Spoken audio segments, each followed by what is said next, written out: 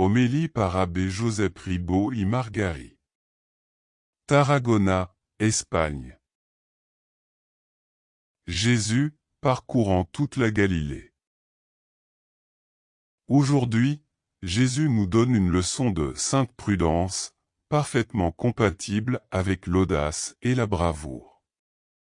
En effet, lui, qui n'a pas peur de proclamer la vérité, décide de se retirer, en apprenant que comme pour Jean-Baptiste, ses ennemis le cherchent pour le tuer.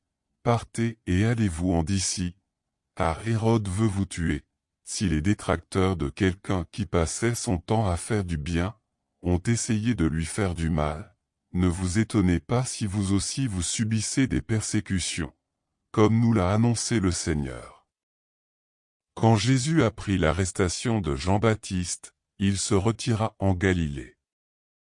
Il serait imprudent de défier le danger sans motif proportionné. C'est seulement grâce à la prière que nous pouvons discerner quand le silence et l'inactivité, le fait de laisser passer le temps, est un signe de sagesse ou de couardise ou de manque de force.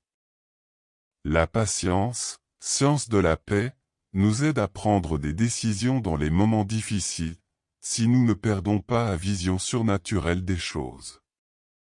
Jésus, parcourant toute la Galilée, enseignait dans leur synagogue, proclamait la bonne nouvelle du royaume, guérissait toute maladie et toute infirmité dans le peuple.